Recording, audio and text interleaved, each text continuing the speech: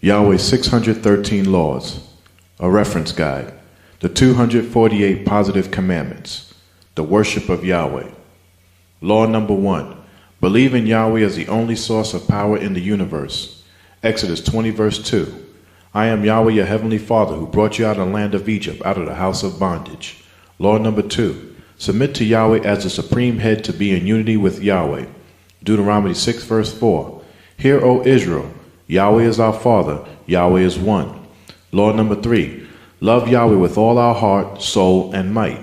Deuteronomy 6 verse 5, and you must love Yahweh your Father with all your heart, and with all your soul, and with all your might. Law number 4, reverence Yahweh by keeping his laws. Deuteronomy 6, 1, 2, 13, and 25. Now these are the laws, the statutes, and the judgments which Yahweh your Father has commanded me to teach you, so that you may observe them in the land you are crossing over to possess, so that you may reverence Yahweh your Father by keeping all his statutes and his laws, which I command you, your son and your son's son, all the days of your life, and so that your days may be prolonged. Yahweh your Father you must reverence, and him you must serve, and by his name you must take your oaths. And it will be our righteousness if we observe to do all of this law before Yahweh our Father as he has commanded us. Law number 5, serve Yahweh.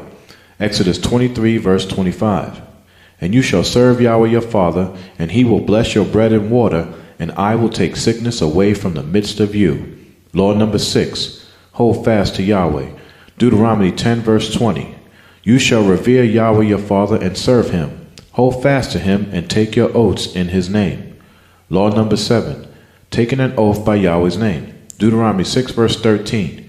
Yahweh your Father you must reverence, and him you must serve, and by his name you must take your oaths. Law number 8, walk in Yahweh's ways. Deuteronomy 28 verse 9. Yahweh will establish you as his holy people unto himself, as he promised you on oath, if you will keep the laws of Yahweh your Father and walk in all his ways. Law number 9, sanctify Yahweh's name.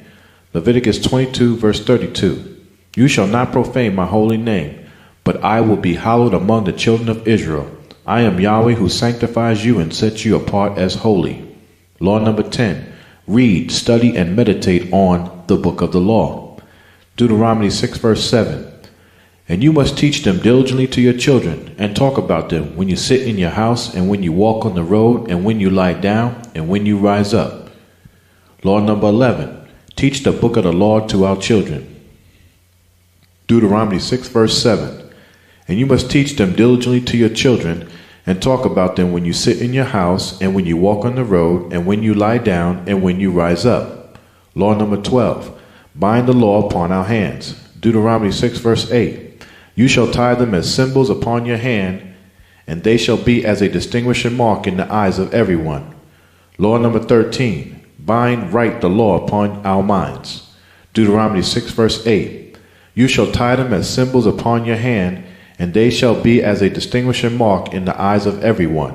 Law number 14, make tzitzit on the corners of the talits. Numbers 15, 38 to 40. Speak to the children of Israel. Tell them to make tassels, tzitzit, on the corners of their garments, talit, throughout their generations, and to put a cord of blue in each tassel, tzitzit. And you shall have the tassel, the tzitzit, that you may look upon it and remember all the laws of Yahweh and do them, so that you do not follow after the lust of your own heart and your own eyes, after which you used to go a-whoring. By doing this, you may remember and do all my laws, thus becoming holy to your Father. Law number 15, preach and publish Yahweh's law. Deuteronomy 6 verse 9. And you shall write, preach, and publish them on the doorframes of your houses and on your gates at the house of Yahweh. Law number 16, gather for the reading of the law every 7th year. Deuteronomy 31, 10 through 13.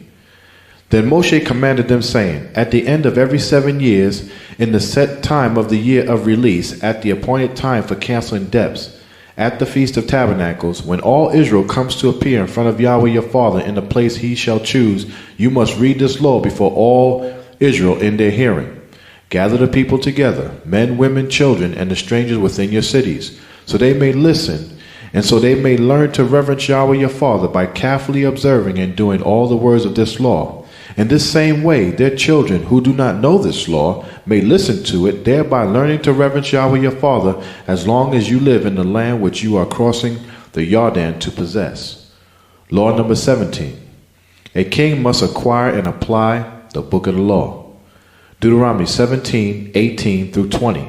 When he sits on the throne of his kingdom, then he shall write for himself a copy of this law, borrowed from the priests who are Levites, on a scroll. It is to remain with him, and he is to study it all the days of his life, so he may learn to reverence Yahweh his Father by carefully observing all the words of this law and these statutes, so he may not become proud and think himself better than his brothers, and turn away to the right hand or to the left from this law. Then he and his descendants will rule a long time in the midst of the kingdom. Law number 18. Acquire the book of the law. Deuteronomy 31:19. Now this perfect law is therefore written for you. Teach it to the children of Israel.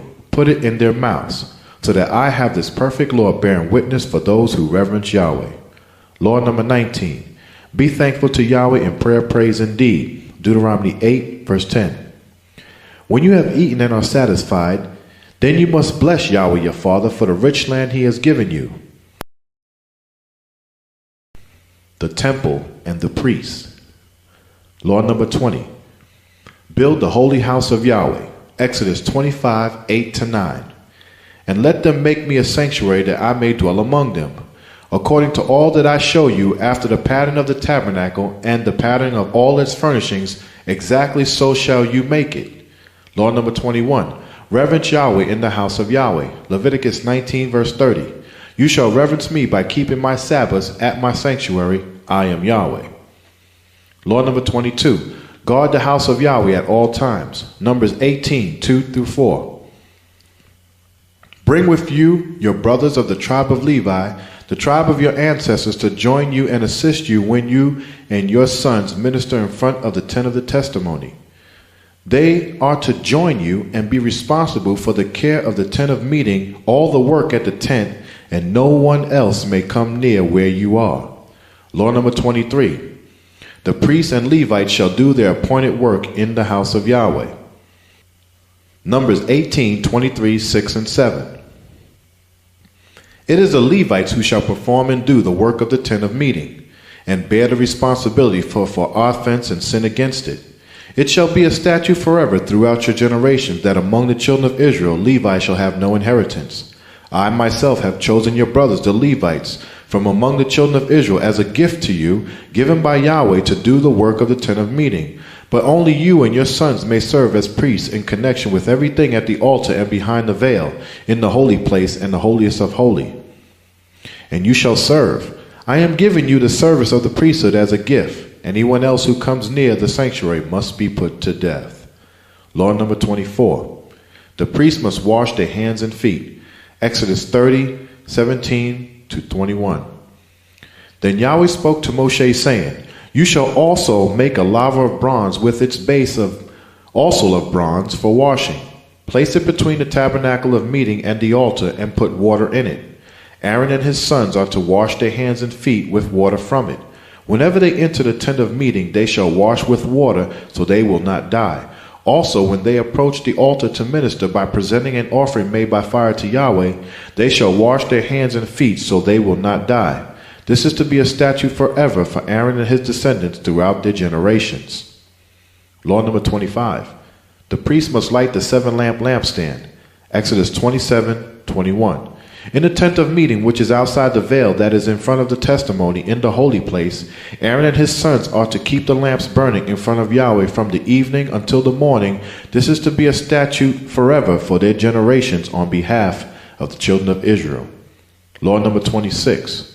The priest must bless the people with the name of Yahweh.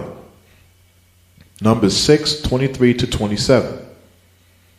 Speak to Aaron and his sons, saying, This is how you are to bless the children of Israel. Say to them, Yahweh bless you and keep you. Yahweh make his face shine upon you and be merciful to you. Yahweh lift up his countenance upon you and give you peace. So they will put my name on the children of Israel, and I will bless them. Law number 27. The priest must set the showbread and frankincense before the ark. Exodus 25 verse 30. Put the showbread, the bread of the presence, on this table in front of me always. Law number 28. The priest must burn the incense on the golden altar in the morning and between the evenings. Exodus 30:7 through 8. Aaron must burn fragrant incense on the altar every morning when he tends the lamps. He must burn incense again when he light the lamps at evening, so incense will burn regularly in front of Yahweh, a perpetual incense in front of Yahweh throughout your generations. Law number 29. The priest must keep the fire burning on the altar continuously. Leviticus 6:12 to 13. The fire on the altar shall be kept burning on it. It shall not be put out. The priest shall burn wood on it every morning and lay the burnt offering in order upon it. And he shall burn on it the fat of the peace offering. The fire must be kept burning on the altar continuously. It must not go out. Law number 30. The priest must remove the ashes from the altar daily. Leviticus 6:10 to 11. And the priest shall put on his linen garment and his linen undergarments, and take up the ashes of the burnt offering the fire has consumed on the altar, putting them beside the altar. Then he shall take off his garments, putting on the other garments, and carry the ashes outside the camp to the clean place. Law number 31. The priest must keep the ritually unclean out of the inner court of the house of Yahweh. Numbers 5:2 to 3. Command the children of Israel that they put out of the camp every leper and every person having an infectious skin disease, everyone who has a discharge, and whoever becomes ceremonially unclean because of a dead body. Send away both male and female. You shall put them outside the camp, so they will not defile their camp where I dwell among them. Law number 32. The priest must be regarded as holy. Leviticus 21 verse 8. Therefore you shall regard him as holy, because they offer of the food of Yahweh. He shall be holy to you, for I, Yahweh, who sets you apart as holy, am holy. Law number 33. The priest must dress in special priestly garments. Exodus 28:2 through 4 and 40. Make holy garments for your brother Aaron, for glory and for beauty. Tell all the skilled men to whom I have given wisdom in such matters that they are to make garments for Aaron and his consecration and sanctification, so he may serve me as high priest. These are the garments they are to make for the high priest: a breastplate, an ephod, a robe, a woven tunic, a turban, a mitzvah, and a sash. They are to make these holy garments for your brother Aaron, and other priestly garments for his sons, so they may serve me as priests. For Aaron's sons, the regular priests, make tunics, sashes, and caps, mikvah, the kippah, for glory and for beauty. Law number 34. The priest must bear the responsibility for the house of Yahweh. Numbers 18:1 and 5. Then Yahweh said to Aaron, you and your sons and your ancestral tribe with you are to bear the responsibility for the sins against the sanctuary, and you and your sons alone are to bear the responsibility for sins against the priesthood. You are to be responsible for the care of the sanctuary and the altar, so that wrath will not fall on the children of Israel again. Deuteronomy 10, verse 8. At that time Yahweh set apart the tribe of Levi to carry the ark of the covenant of Yahweh, to stand in front of Yahweh to minister and to pronounce blessings in his name, as they do to this day. Law number 35. The priest must prepare the holy anointing oil according to its formula. Exodus 30 verse 25. And you shall make from these a holy anointing oil, an ointment compounded according to the art of the perfumer. It shall be a holy anointing oil. Law number 36. The priests must perform their services at the house of Yahweh at the appointed times. Deuteronomy 18:6 to 8. If a Levite comes from any of your cities where he had been living among Israel, and comes with all earnestness of mind to the place Yahweh chooses, then he may serve in the name of Yahweh his father, just like all his fellow brothers, the Levites, who serve in front of Yahweh.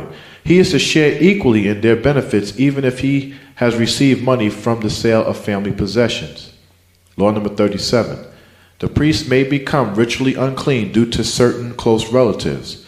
Leviticus 21:1 to 4. Yahweh spoke to Moshe, speak to the ordinary priests, the sons of Aaron, and say to them, None shall make himself ceremonially unclean for those who die among his people, except for his relatives who are nearest to him, his wife who is as his own body, his mother, his father, his son, his daughter, and his brother. Also his virgin sister who is depending on him, she has no husband, for her he may defile himself. Otherwise he must not defile himself, making himself ceremonially unclean, being a chief man among his people to profane himself. Law number 38. The high priest must marry only a virgin. Leviticus 21 verse 13. The woman the high priest marries must be a virgin. Sacrifices. The continual burnt offering, tamid sacrifice, must be offered twice daily. Numbers 28, 2-6. Command the children of Israel and say to them, see that you present to me at the appointed time the food for my offerings made by fire as an aroma pleasing to me. And you shall say to them, this is the offering made by fire that you are to present to Yahweh. 2 lambs of the first year without blemish as a regular burnt offering each day. Sacrifice 1 lamb in the morning and the other between the 2 evenings, the morning and evening tamid. Present with each lamb 1/10 of an ephah, about 2 quarts of fine flour as a grain offering, mixed with 1/4 of a hin, about 1 quart of pressed olive oil. This is the regular burnt offering instituted at Mount Sinai as a pleasing aroma, and offering made by fire to Yahweh. Law number 40. The grain and drink offerings must be offered twice daily. Numbers 28, 5 and 7. Present with each lamb 1/10 of an ephah, about 2 quarts of fine flour as a grain offering, mixed with 1/4 of a hin, about 1 quart of pressed olive oil. The accompanying drink offering is to be 1/4 of a hin, about 1 quart with each lamb. Pour out the drink offering to Yahweh at the sanctuary. Law number 41. An additional sacrifice must be offered every Sabbath. Numbers 28, 9-10. And on the Sabbath day, make an offering of 2 lambs of the first year without blemish, together with its drink offering, and 2/10 of an ephah, about 4 quarts of fine flour mixed with oil, 1 ephah for each lamb. This is the burnt offering for every Sabbath day, in addition to the regular burnt offerings, the morning and evening tamid, and its drink offering. Law number 42. An additional sacrifice must be offered on the new moon. Numbers 28, 11. On the first day of every new moon, present to Yahweh a burnt offering of 2 young bulls and a ram, a total of 7 lambs of the first year, all without blemish. Law number 43. An additional sacrifice must be offered every day of the Feast of Unleavened Bread. Passover. Numbers 28, 18-24. On the first day of the Feast of Unleavened Bread is a holy convocation. You shall do no regular work. But you shall present an offering made by fire to Yahweh as a burnt offering of 2 young bulls and a ram, a total of 7 lambs of the first year. Be sure they are without blemish. With each bull, prepare a grain offering of 3/10 of an ephah, about 6 quarts of fine flour mixed with oil. With the ram, prepare 2/10, about 4 quarts of fine flour mixed with oil. And with each of the 7 lambs, offer 1/10, about 2 quarts of fine flour mixed with oil as a grain offering. Also include 1 male goat as a sin offering to make atonement for you. Prepare and sacrifice these in addition to the regular morning burnt offerings, the morning tamid. In this way, prepare the food for the offering made by fire every day for 7 days as an aroma pleasing to Yahweh. Throughout the Feast of Unleavened Bread, this shall be offered beside the regular burnt offering, the morning and evening tamid, with its prescribed drink offering. Law number 44. The Omar offering of the first barley must be brought on the first day of the Feast of Unleavened Bread, Passover, and must be waved by the priest on the second day of the feast. Leviticus 23, 10-14. Speak to the children of Israel and say to them, when you come into the land which I am giving you, and you reap its harvest, then you shall bring a sheaf of the first fruits of your harvest to the priest. And he shall wave the sheaf in front of Yahweh to be accepted for you. On the day after the first holy day, Sabbath, the priest shall wave it. You shall offer on that day, when you wave the sheaf, a male lamb of the first year without blemish or defect as a burnt offering to Yahweh. The Omar grain offering shall be 2/10 of an ephah, about 4 quarts of fine flour mixed with oil, an offering made by fire to Yahweh for a pleasing aroma, and its drink offering shall be 1/4 of a hin, about 1 quart of wine. And you shall eat neither bread, nor parched grain, nor fresh green ears, until the very day you have brought this Omar offering to Yahweh. This shall be a statute forever throughout your generations in all your dwellings. Law number 45. An additional offering must be offered at the Feast of Weeks, Pentecost. Numbers 28, 26 to 27. On the day of the first fruits, when you present to Yahweh an offering of new grain at the Feast of Weeks, you shall have a holy convocation. You shall do no regular customary work, but you shall present a burnt offering to Yahweh for a pleasing aroma of 2 young bulls and a ram, a total of 7 lambs of their first year. Law number 46. 2 wave loaves of baked bread with salt must be offered on the Feast of Weeks, Pentecost.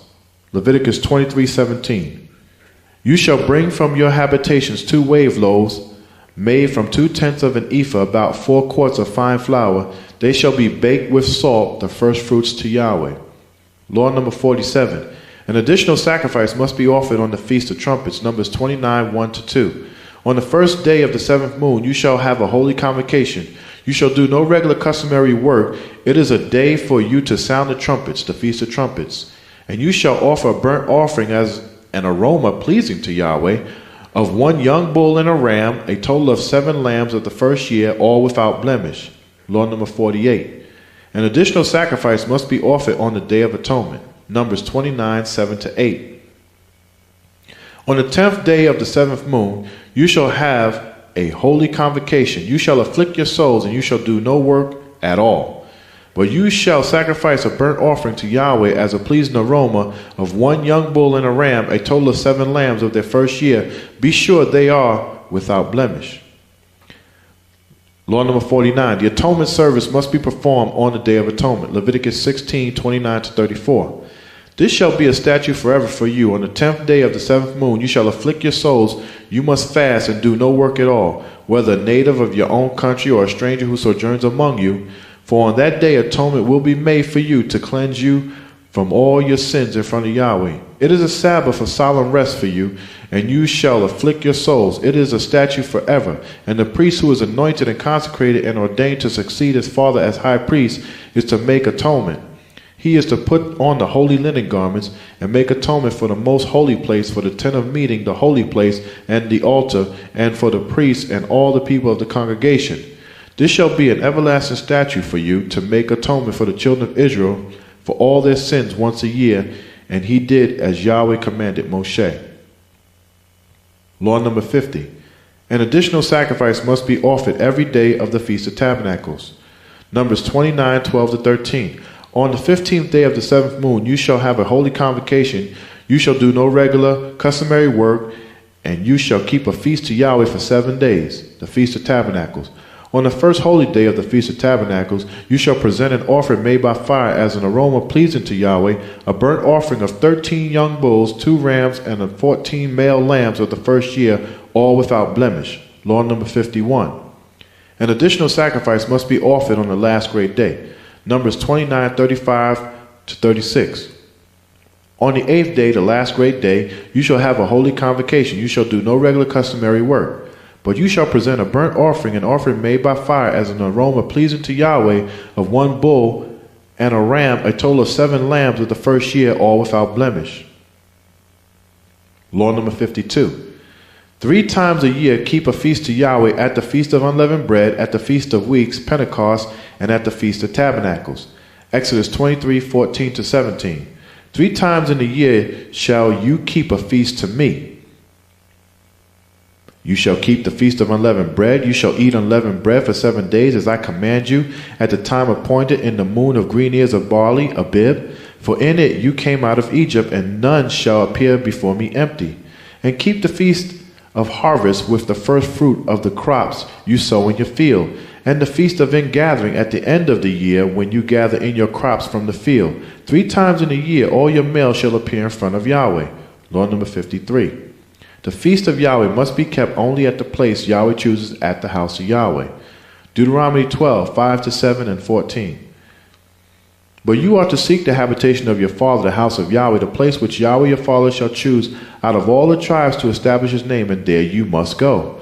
There you must bring your burnt offerings and sacrifices, your tithes and your special gifts you have vowed to give, your freewill offerings, and the firstborn of your herds and flocks. There in front of Yahweh your Father, you and your family shall eat, and you shall rejoice in all that you have put your hand to do, because Yahweh your Father has blessed you. But only in the place Yahweh chooses out of one of your tribes, there you must offer your burnt offerings, and there you must do all that I command you. Law number 54. Every household must appear before Yahweh and rejoice at the feast. Deuteronomy 16:16 and 14. 3 times a year all your males shall appear in front of Yahweh your Father at the place he will choose, at the feast of unleavened bread, at the feast of weeks, and at the feast of tabernacles, and they must not appear in front of Yahweh empty-handed. And you shall rejoice at your feast, you and your wife or wives, your son, your daughter, your manservant, your maidservant, the Levite, the stranger, and the fatherless and the widows in your cities. Law number 55. The Passover lamb must be killed on the 14th day of Abib between the 2 evenings. Numbers 28:16. On the 14th day of the first moon, between the 2 evenings, Yahweh's Passover lamb is to be sacrificed. Law number 56. The Passover lamb must be eaten on the night of the 15th day of Abib. Exodus 12:8-11. Then they must eat the meat in that night, roasted in fire, with unleavened bread, and with bitter herbs they shall eat it. Do not eat it raw nor boiled at all with water, only roast it in fire, its head with its legs and with its entrails. And you must let nothing of it remain until morning, but that which remains of it until morning you must burn with fire. And in this way you shall eat it, with a belt on your waist, your sandals on your feet, and your staff in your hand. Eat in haste, it is Yahweh's Passover. Law number 57. Those who are unclean from a dead body or away on a journey, stranded, detained, or imprisoned, must kill the Passover lamb in the second moon. Numbers 9:10-11. Speak to the children of Israel, saying, if any one of you or any of your descendants is unclean because of a dead body or away on a journey, he may still sacrifice Yahweh's Passover. On the 14th day of the second moon, between the 2 evenings, between around 3 o'clock in the afternoon and sunset, they shall sacrifice it. They must eat the lamb with unleavened bread and bitter herbs. Law number 58. The Passover in the second moon must be held according to all its ordinances. Numbers 9:11-12. On the 14th day of the second moon, between the 2 evenings, between around 3 o'clock in the afternoon and sunset, they shall sacrifice it. They must eat the lamb with unleavened bread and with bitter herbs. They shall leave none of it until morning, nor break one of its bones. According to all the ordinances of the Passover, they must sacrifice it. Law number 59. The silver trumpets must be sounded at feast times, new moons, and also in times of tribulation to call the congregation together. Numbers 10:9-10. Make 2 silver trumpets of hammered silver, and use them for calling the congregation together and for causing the camps to set forward. When you go to war in your land against an enemy who is oppressing you, then you shall make the clarion call on these trumpets, and you will be remembered by Yahweh your Father, and you will be saved from your enemies. Also in the day of your gladness in your appointed feasts, and at your new moon festivals, you shall make the clarion call on the trumpets over the burnt offering and over the sacrifices of your peace offerings. And it will be a memorial remembrance for you in front of Yahweh your Father. I am Yahweh your Heavenly Father. Law number 60. All animals to be sacrificed must be at least 8 days old. Leviticus 22:27. When a cow or a bull or a sheep or a goat is born, it is to remain with its mother for 7 days. From the 8th day on, it will be acceptable as an offering made by fire to Yahweh. Law number 61. All animals to be sacrificed must be without blemish. Leviticus 22:21.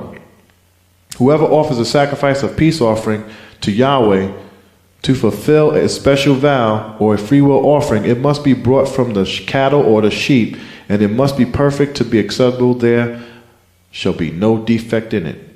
Law number 62. All offerings must be salted. Leviticus 2:13. Every offering of your grain offering you shall season with salt.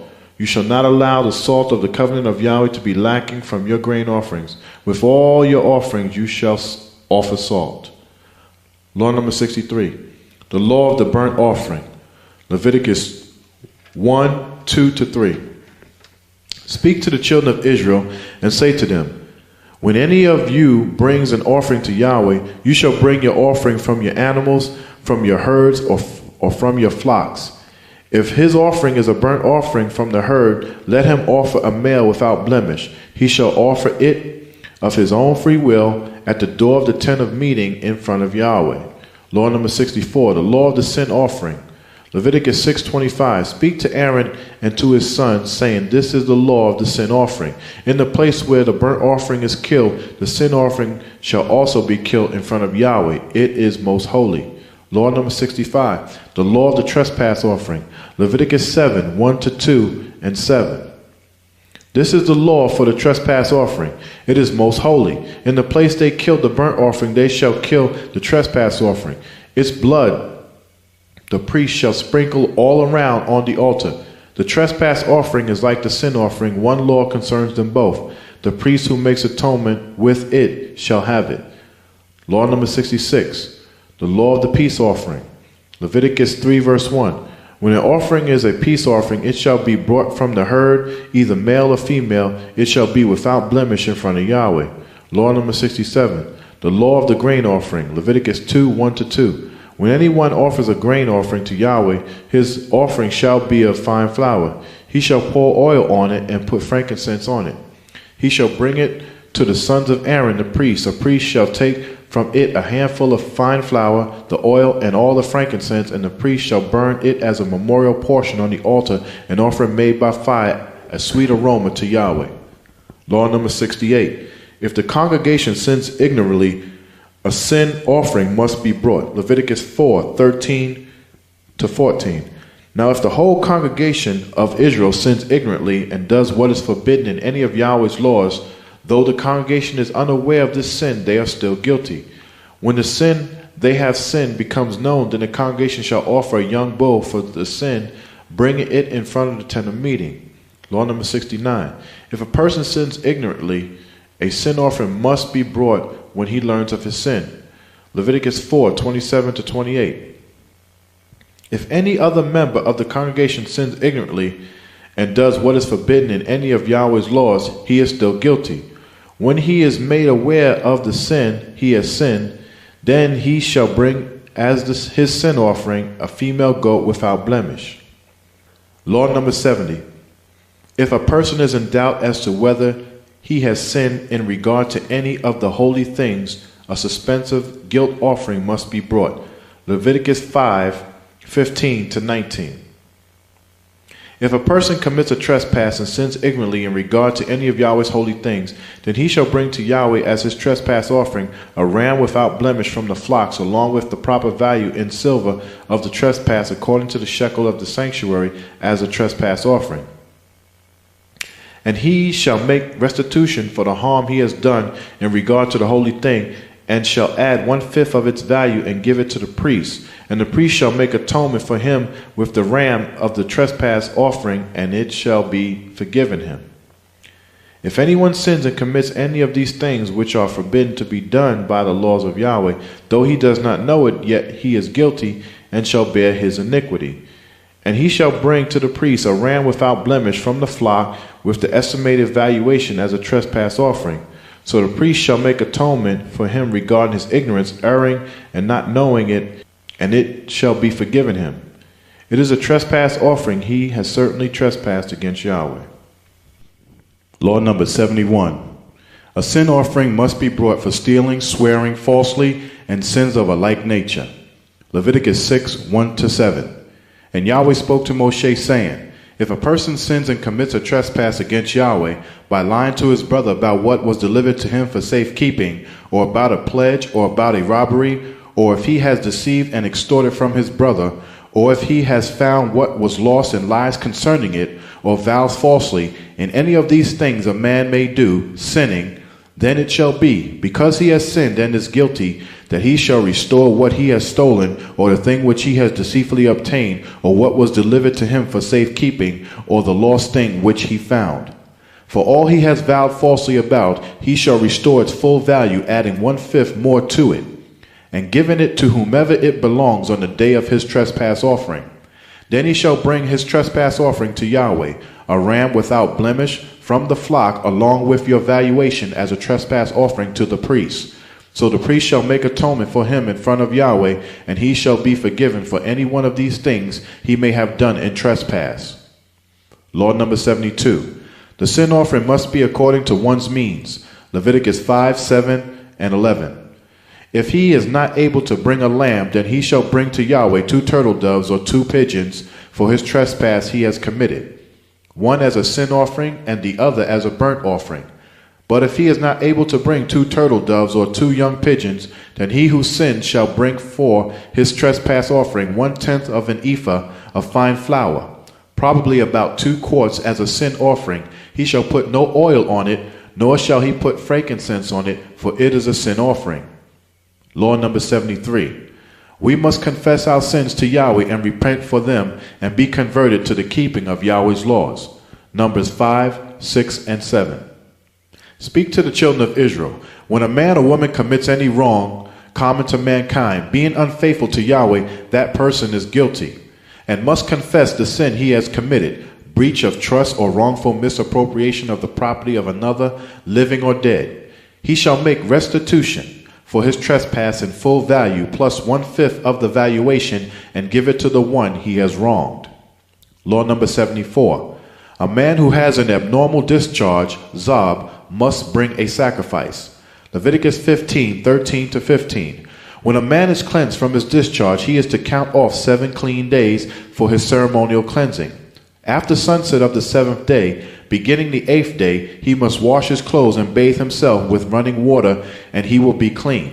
On the 8th day, he must take 2 turtle doves or 2 young pigeons and come in front of Yahweh to the entrance to the tent of meeting and give them to the priest. The priest is to kill them, one for a sin offering and the other for a burnt offering, so the priest shall make atonement for him in front of Yahweh because of his discharge.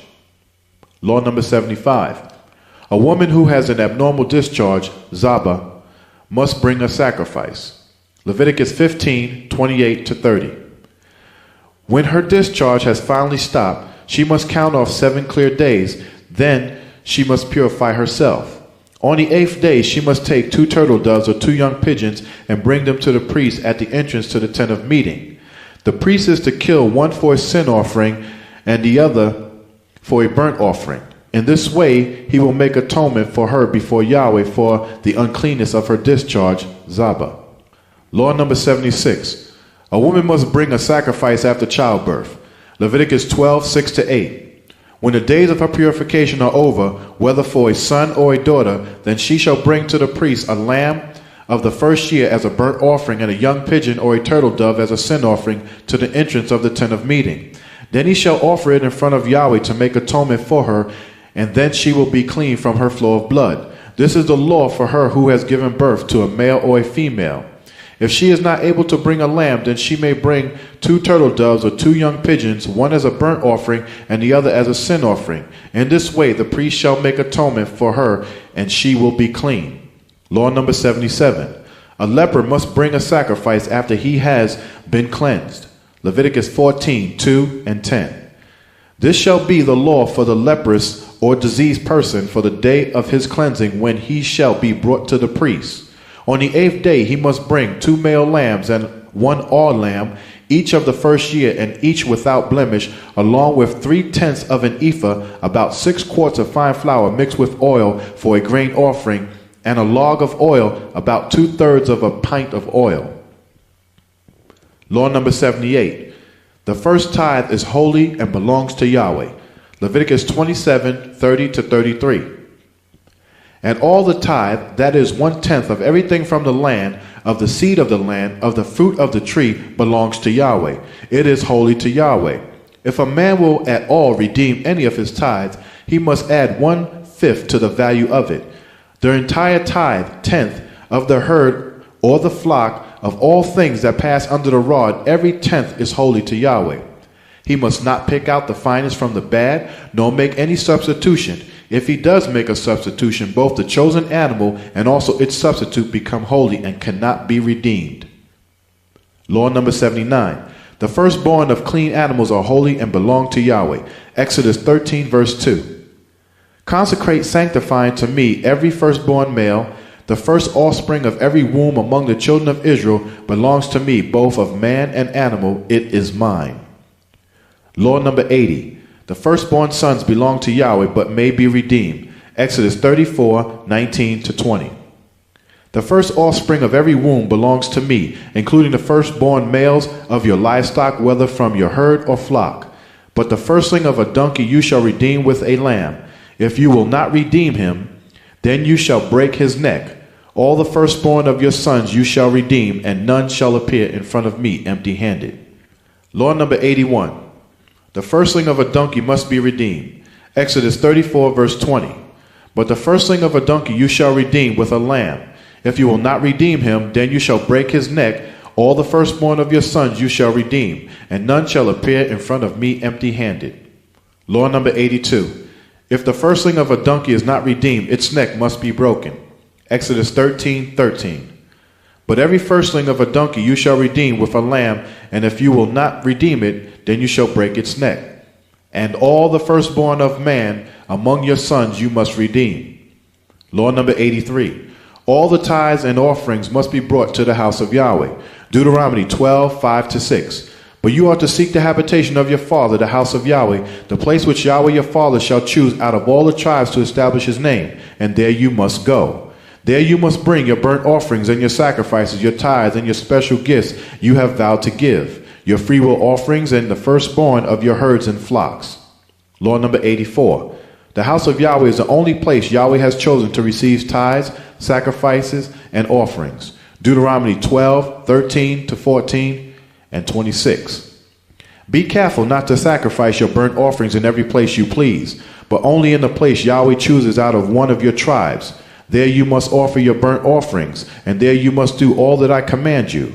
Take only the holy things you have and your vowed offerings, and go to the place Yahweh chooses. Law number 85. The blood of the sacrifices must be poured out on the altar of Yahweh for our atonement. Deuteronomy 12, 27.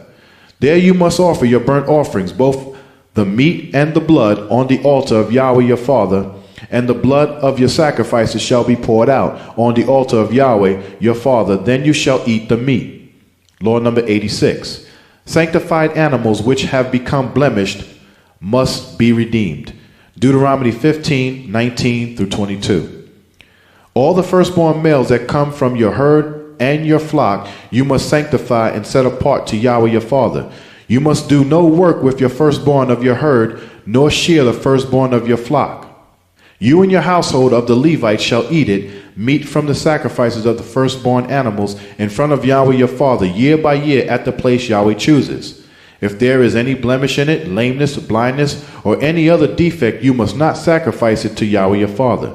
You must eat it within your cities as you would the gazelle or deer. The ceremonially unclean and the ceremonially clean alike may eat it. Law number 87. An animal exchanged for an offering is also holy. Leviticus 27, 10 and 33. He must not exchange it or substitute a worthy one for a bad one, or a bad one for a worthy one. If he should substitute one animal for another, both it and the substitute become holy. He must not pick out the finest from the bad, nor make any substitution. If he does make a substitution, both the chosen animal and also its substitute become holy and cannot be redeemed. Law number 88. The priests are to eat the meat of the consecrated offerings. Exodus 29:33. They are to eat these things with which the atonement was made to consecrate and to sanctify them.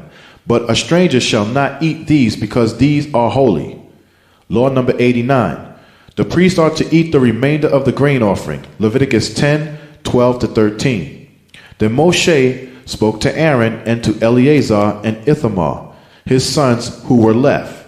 Take the grain offerings that remains of the offerings made by fire to Yahweh, and eat it without leaven beside the altar, for it is most holy. You must eat it in a holy place, because it is your share and your son's share of the offerings made by fire to Yahweh, for so I have been commanded. Law number 90.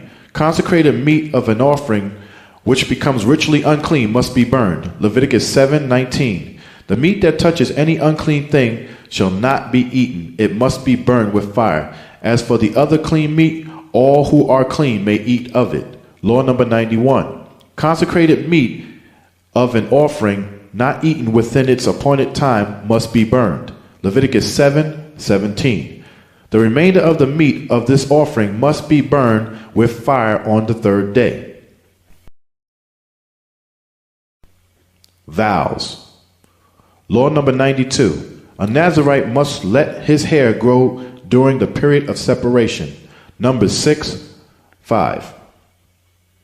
During the entire period of his vow separation, no razor may be used on his head. He must be holy until the period of his separation to Yahweh is over. He must let the hair of his head grow long. Law number 93. A Nazirite must shave his head and bring the sacrifice when the period of separation is over. Numbers 6:18.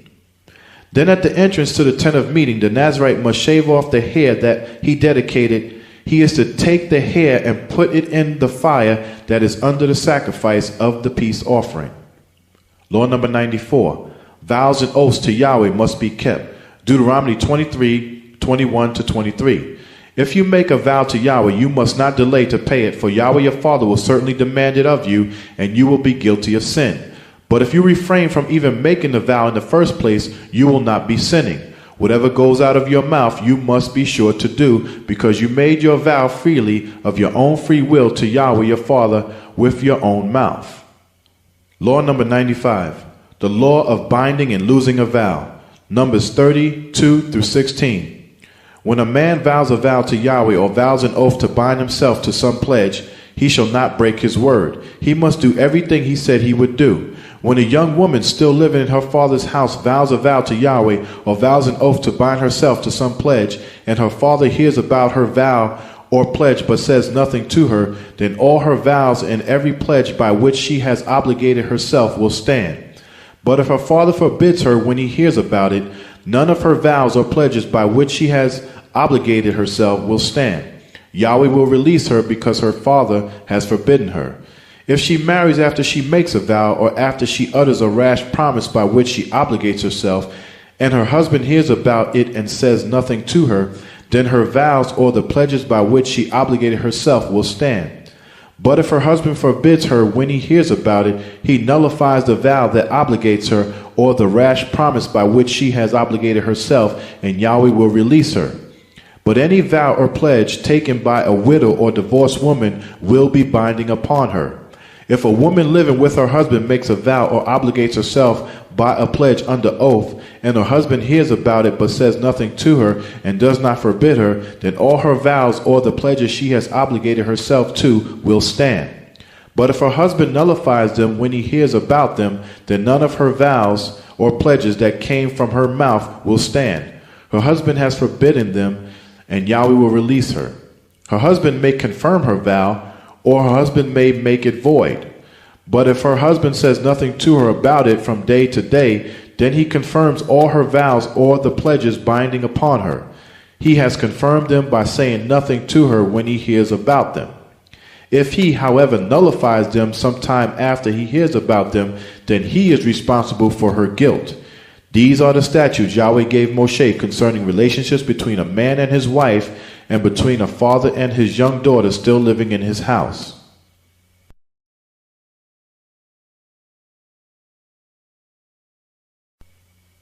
Ritual purity. Law number 96. Anyone who touches or eats the carcass of an unclean animal becomes ritually unclean. Leviticus 11:8-24. Their meat you shall not eat, and their carcasses you shall not touch. They are unclean to you. And by these you will make yourself become unclean. Whoever touches the carcass of any of them will be unclean until sunset. Law number 97. Anyone who touches or eats the carcass of a clean animal that dies of itself or is torn by wild animals becomes ritually unclean. Leviticus 11:39-40. If an animal you are allowed to eat dies, he who touches its carcass shall be unclean until sunset. Anyone who eats of its carcass shall wash his clothes and be unclean until sunset. He also who carries its carcass shall wash his clothes and be unclean until sunset. Leviticus 17:15. Anyone, whether he is a native of your own country or a stranger who eats anything found dead or torn by wild animals, he shall both wash his clothes and bathe in water and be unclean until sunset, then he shall be clean. Law number 98. Articles that come in contact with sources of ritual uncleanness become ritually unclean. Leviticus 11:32 and 34. When one of them dies and falls on something, that article, whatever its use, shall be unclean, whether an item of wood, clothing, skin, or sack. Whatever item it is that is used in work, it must be put in water, and it shall be unclean until sunset, then it shall be clean. Any food that could be eaten but has water on it from such a vessel is unclean, and any liquid that could be drunk from it is unclean. Law number 99. Menstruous women are ritually unclean. Leviticus 15:19 through 24. When a woman's flow of blood, nida, zava, has ended, she will continue in her impurity for 7 days. Anyone who touches her during this time will be unclean until sunset. Anything she lies on during her period will be unclean, and anything she sits on will be unclean. Whoever touches her bed must wash his clothes and bathe with water, and he will be unclean until sunset. Whoever touches anything she sits on must wash his clothes and bathe with water, and he will be unclean until sunset. Whether it is the bed or anything she was sitting on, when anyone touches it, he will be unclean until sunset. If a man lies with her and her monthly flow touches him, he will be unclean for 7 days. Any bed he lies on will be unclean. Law number 100. Women after childbirth are ritually unclean. Leviticus 12:2 to 5. Speak to the children of Israel, saying, if a woman has conceived and gives birth to a male child, then she shall be unclean 7 days, as in the days of her monthly period. She shall be unclean. On the 8th day, the flesh of his foreskin must be circumcised. She shall then continue in the blood of her purification 33 more days. She shall not touch any holy thing, kodesh, nor come into any consecrated place, mikwash, until the days of her purification are over, for a total of 40 days. However, if she gives birth to a female child, then she shall be unclean 2 weeks, 14 days, as in her monthly period, and she shall continue in the blood of her purification 66 more days, for a total of 80 days. Law number 101. Anyone with a spreading skin disease is ritually unclean. Leviticus 13:2 to 3. When anyone has a swelling or a rash or a bright spot on his skin that may become an infectious skin disease like leprosy, then he shall be brought to Aaron the priest or to one of his sons the priest. The priest shall look at the sore on the skin of the body, and if the hair on the sore has turned white and the sore appears deeper than the rest of his skin, it is an infectious skin disease. When the priest examines him, he shall pronounce him ceremonially unclean. Law number 102. Any clothing contaminated with a spreading disease is ritually unclean. Leviticus 13:47, 50 to 51. And if any clothing is contaminated with mildew, woolen or linen clothing, the priest is to examine the mildew and isolate the articles in question for 7 days. On the 7th day he is to re-examine it, and if the mildew has spread in the clothing, in the woven or knitted material, or in the leather, whatever its use, it is a destructive mildew, the article is unclean. Law number 103. A house contaminated by a spreading disease is ritually unclean. Leviticus 14:34 and 44. When you enter the land of Canaan, which I give you as a possession, and I put a spreading mildew in a house in that land, then the priest is to go and examine it again, and if the mildew has spread in the house, it is a destructive mildew, the house is unclean. Law number 104. A man having an abnormal discharge, zab, is ritually unclean. Leviticus 15:2. Speak to the children of Israel and say to them, when any man has a discharge, that discharge is unclean. Law number 105. Anyone or anything coming into contact with semen becomes ritually unclean. Leviticus 15:16 to 18. When any man has an emission of semen, then he shall bathe all his body in water, and he will be unclean until sunset. Any clothing or leather that has semen on it must be washed with water, and it will be unclean until sunset. When a man lies with a woman and there is an emission of semen, both must bathe with water, and they will be unclean until sunset. Law number 106. A woman with an abnormal discharge, zaba, is ritually unclean. Leviticus 15:19-25 to 28. When a woman's flow of blood, nida, zava, has ended, she will continue in her impurity for 7 days. Anyone who touches her during this time will be unclean until sunset. When a woman has a discharge of blood for many days at a time other than her monthly period, zava, or has a discharge that continues beyond her period, zava, she will be unclean as long as she has the discharge. She will be unclean just as in the days of her period. Any bed she lies on while her discharge continues will be unclean, as her bed is during her monthly period, and anything she sits on will be unclean, just as during her monthly period. Whoever touches them will be unclean. He must wash his clothes and bathe with water, and he will be unclean until sunset. When her discharge has finally stopped, she must count off 7 clear days, then she must purify herself. Law number 107. A human corpse and anyone who comes near it is ritually unclean. Numbers 19:11 to 14. He who touches the dead body of anyone shall be unclean 7 days. He must purify himself with the water of the red heifer after the 3rd day and after the 7th day. Then he will be clean. But if he does not purify himself after the 3rd day and after the 7th day, he will not be clean. Whoever touches the dead body of anyone and fails to purify himself defiles the tabernacle of Yahweh. That person shall be cut off from Israel. He shall remain unclean because the water of purification was not sprinkled on him. His uncleanness is still on him. This is the law that applies when a person dies in a tent. Anyone who enters the tent and anyone who is in it will be unclean for 7 days. Law number 108. The purification water purifies the ritually unclean. Numbers 19:9. Then a man who is clean shall gather up the ashes of the red heifer and put them in a ceremonially clean place outside the camp. They shall be kept by them for the congregation of the children of Israel for the water of purification from impurity. It is for purifying from sin. Law number 109. Those ritually unclean must purify at the appointed time by laundering their clothes and immersing in water. Leviticus 15:27. Whoever touches them will be unclean. He must wash his clothes and bathe with water, and he will be unclean until sunset. Law number 110. Those ritually unclean of a spreading skin disease must follow the specified purification procedure. Leviticus 14, verse 2. This shall be the law for the leprous or diseased person, for the day of his cleansing, when he shall be brought to the priest. Law number 111. Those unclean of a spreading skin disease must shave off all their hair. Leviticus 14:9.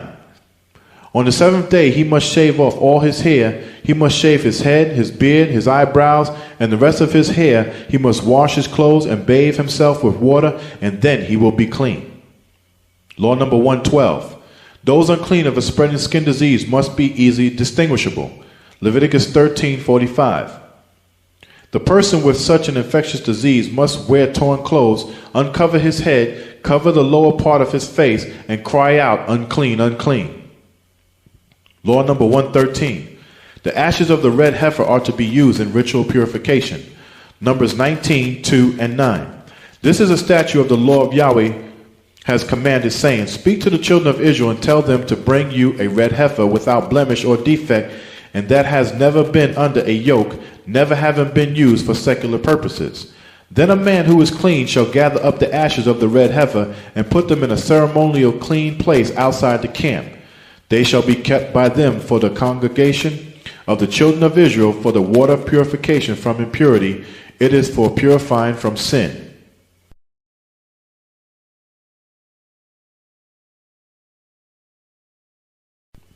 Tithes and offerings to the house of Yahweh. Law number 114. The priest must set the value of a person dedicated to Yahweh. Leviticus 27:2, 8, and 25. Speak to the children of Israel and say to them, when a man consecrates by a special vow certain persons to Yahweh by giving equivalent values, if anyone making the vow is too poor to pay the specified amount, he is to present the person to the priest, who will set the value for him according to what the man making the vow can afford. Every value is to be set according to the sanctuary shekel, 20 gerahs to the shekel, about 1/50th ounce of silver to each gerah. Law number 115. The priest must set the value of an animal dedicated to Yahweh. Leviticus 27, 11 to 13 and 27. If what he vowed is a ceremonially unclean animal, one that is not acceptable as an offering to Yahweh, the animal must be presented to the priest, who will judge its quality as worthy or bad. Whatever value the priest then sets, that is what it will be. If the owner desires at all to redeem it, then he must add 1/5 to the priest's valuation. If it is an unclean animal, then he may redeem it according to the valuation of the priest, and shall add 1/5 of its value to it. If it is not redeemed, then it shall be sold according to the priest's valuation. Law number 116. The priest must set the value of a house dedicated to Yahweh. Leviticus 27, 14 to 15. If a man dedicates his house as something holy to Yahweh, the priest will judge its value for it, so shall it remain. If the man who dedicates his house redeems it, he must add 1/5 more to its valuation. The house will again become his.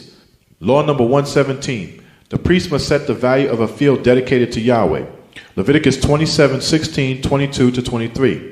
If a man dedicates to Yahweh part of his inherited family land, its value is to be set according to the amount of seed needed to plant it. A homer of barley seed, probably about 6 bushels, shall be valued at 50 shekels of silver, about 1 1/4 pounds of silver. If a man dedicates to Yahweh a field he has bought, which is not a part of his inherited family land, then the priest will determine its value up to the year of Jubilee, and the man must pay the priest's valuation on that day as a holy offering to Yahweh. Law number 118. If one sins ignorantly regarding the holy offerings, full restitution must be made, adding 1/5 of the value to it. Leviticus 22, 14. If anyone eats a holy offering by mistake, he must make restitution to the priest for the offering and add 1/5 of the value to it. Law number 119. The fruit of the 4th year's growth is holy and must be given to the priest. Leviticus 19, 23 to 25. When you have come into the land and plant any kind of fruit tree, regard its fruit as uncircumcised, that is forbidden. 3 years it shall be forbidden to you, it shall not be eaten. In the 4th year all its fruit will be holy, as a praise offering to Yahweh, which you will give to the priest. Then in the 5th year you may eat its fruit. In this way your harvest will be increased. I am Yahweh, your father. Law number 120. The corners of a field that is reaped must be left for the poor. Leviticus 19:9. When you reap the harvest of your land, you shall not completely harvest the corners of your field, nor shall you gather the gleanings of your harvest. Law number 121. The gleanings of a field that is reaped must be left for the poor. Leviticus 19:9. When you reap the harvest of your land, you shall not completely harvest the corners of your field, nor shall you gather the gleanings of your harvest. Law number 122. The forgotten sheaves of a field that is reaped must be left for the poor. Deuteronomy 24:19. When you are gathering the harvest in your field and forget to pick up a sheaf, you must not go back to get it. It shall be for the stranger, the fatherless, and the widow, so Yahweh your Father will bless you in all the work of your hands. Law number 123. Any remaining olives or grapes must be left for the poor. Deuteronomy 24:20 to 21. When you beat the olives from your trees, you must not go over the boughs twice. It shall be for the stranger, the fatherless, and the widow. When you harvest the grapes of your vineyard, do not go over the vines again. It shall be for the stranger, the fatherless, and the widow. Law number 124. Any fallen grapes must be left for the poor. Leviticus 19:10. You shall not glean your vineyard, nor shall you gather every grape of your vineyard. You shall leave them for the poor and for the stranger. I am Yahweh your Father. Law number 125. The first fruits of all our labor must be separated and brought to the house of Yahweh. Exodus 23:19. The first of the first fruits of your land you shall bring into the house of Yahweh. Law number 126. All holy offerings must be given to the priest at the house of Yahweh. Numbers 18:8 to 14 and 21. Then Yahweh said to Aaron, I myself have put you in charge of the offerings presented to me. Terma. All the holy offerings the children of Israel give to me, I give to you and to your sons as your portion and regular share. You are to have the part of the most holy offerings kept back and reserved from the fire, from all the gifts they bring to me as most holy offerings, from every grain offering, from every sin offering, and from every trespass offering, which they give to me, that part belongs to you and to your sons. In a most holy place you shall eat it, every male shall eat it. You must regard it as holy. This is also yours.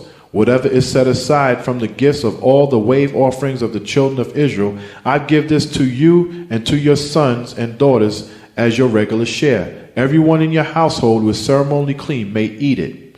I give you all the finest olive oil and all the finest new wine, and the grain they give to Yahweh as the first fruits of their harvest. All the first ripe fruit in their land, which they bring to Yahweh, shall be yours. Everyone in your household who is ceremonially clean may eat it. Everything in Israel that is devoted to Yahweh, Kerem, is yours. See, I give the children of Levi all the tithes, the tenth in Israel, as their inheritance in return for the work they perform and do while serving at the tent of meeting. Law number 127.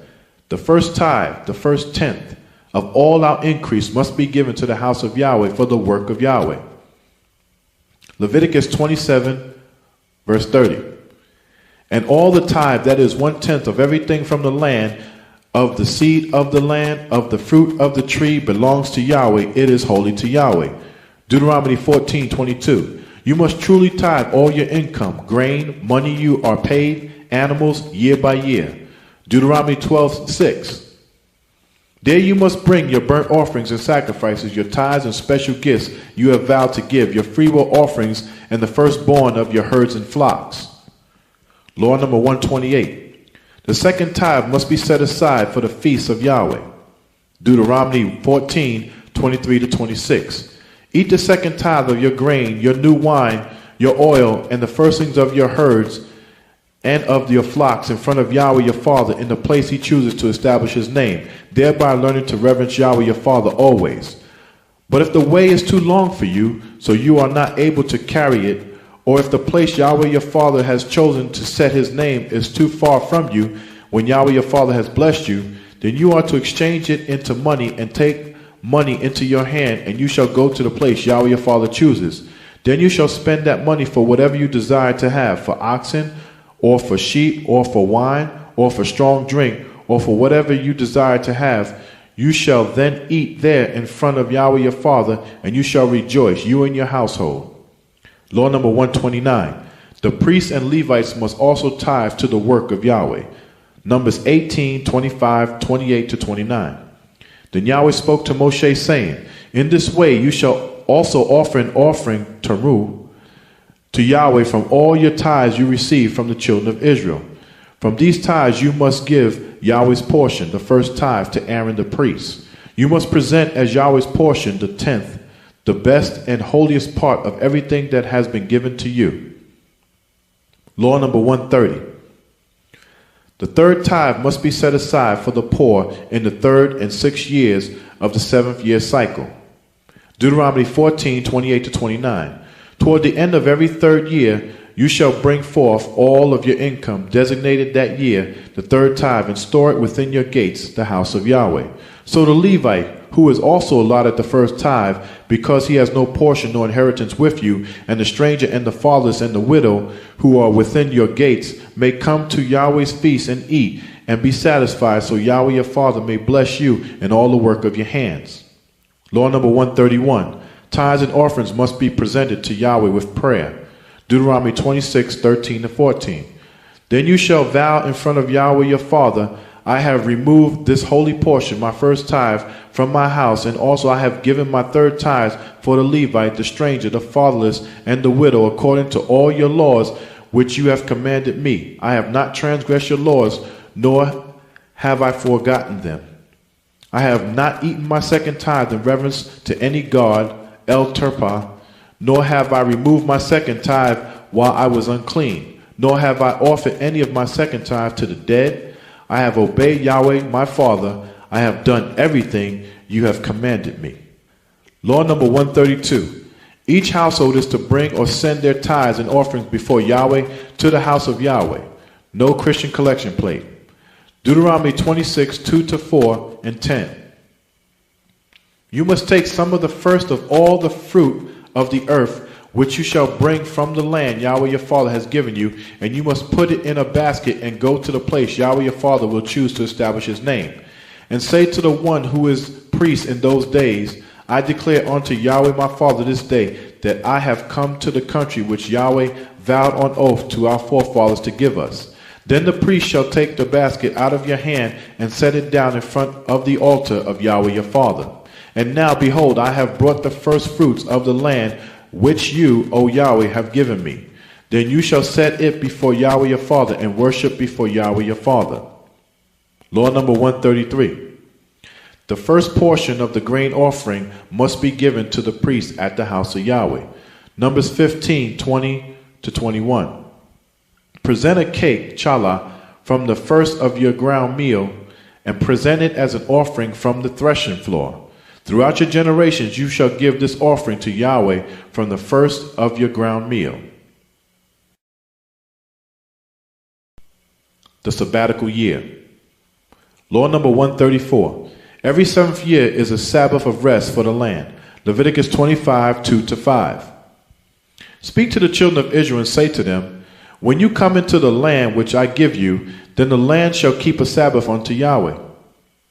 6 years you shall sow your field, 6 years you shall prune your vineyard, and gather in its fruit.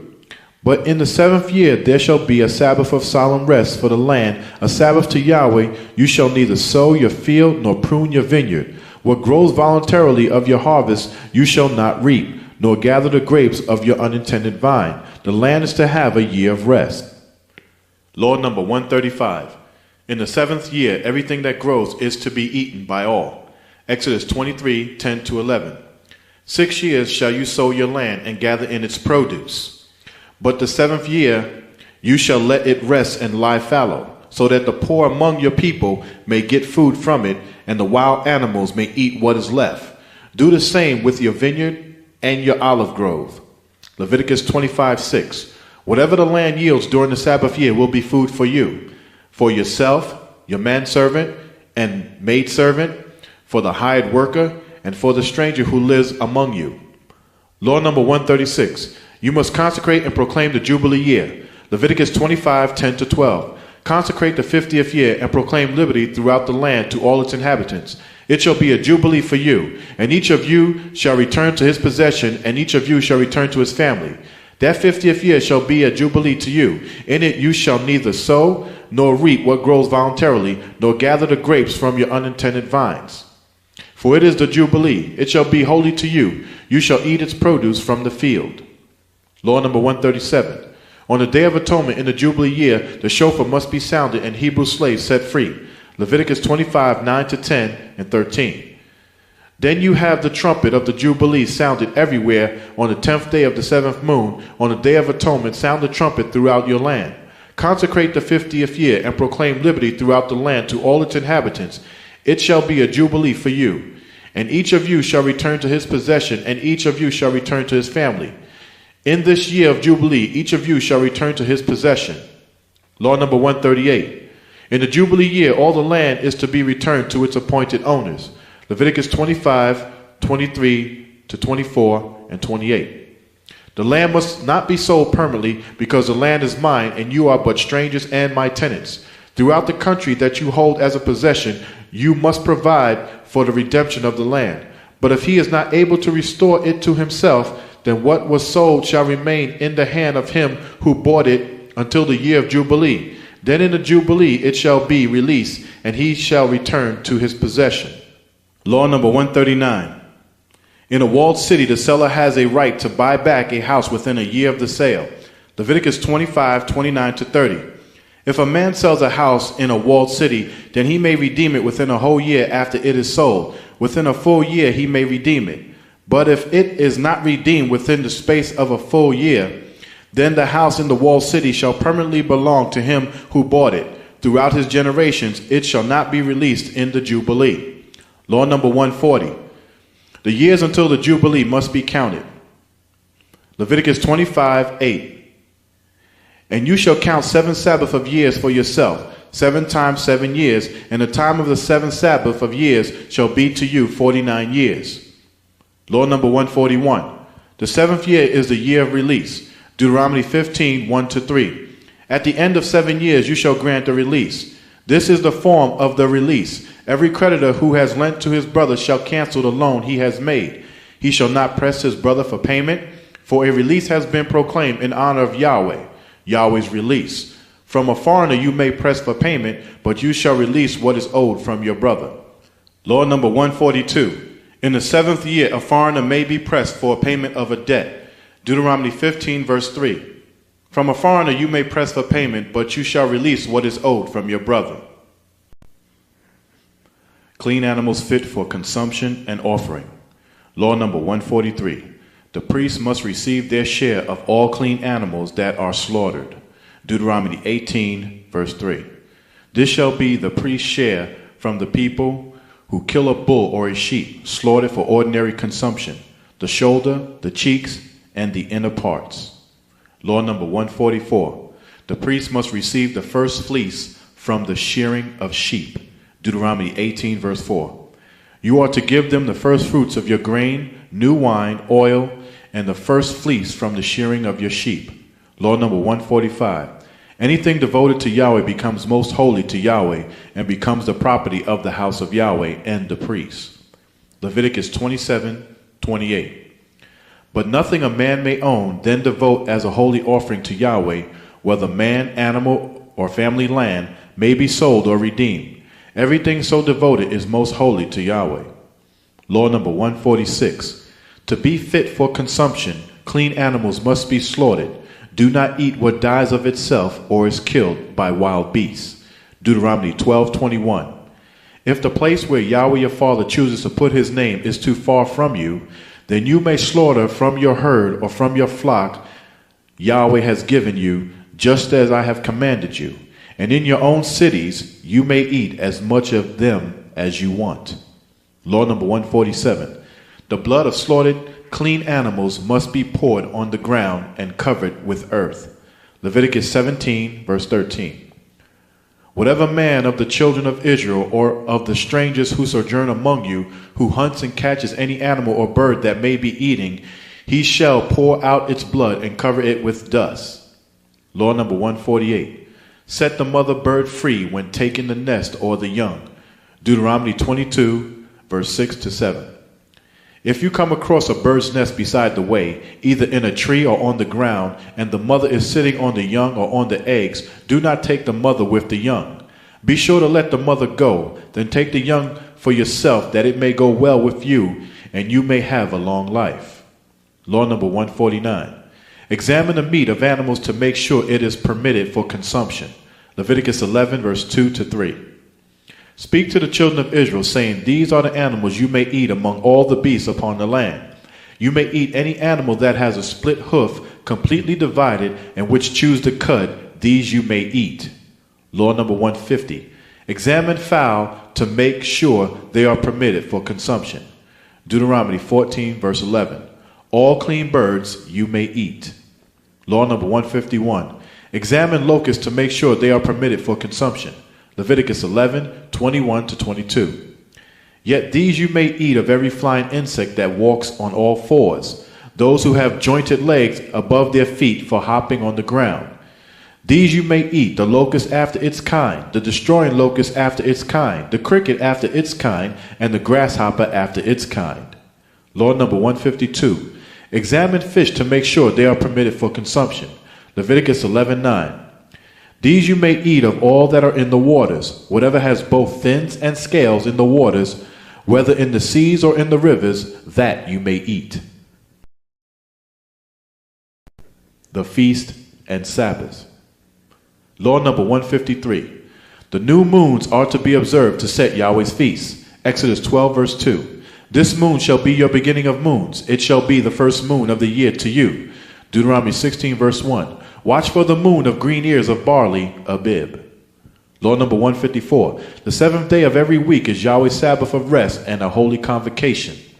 Exodus 23, verse 12.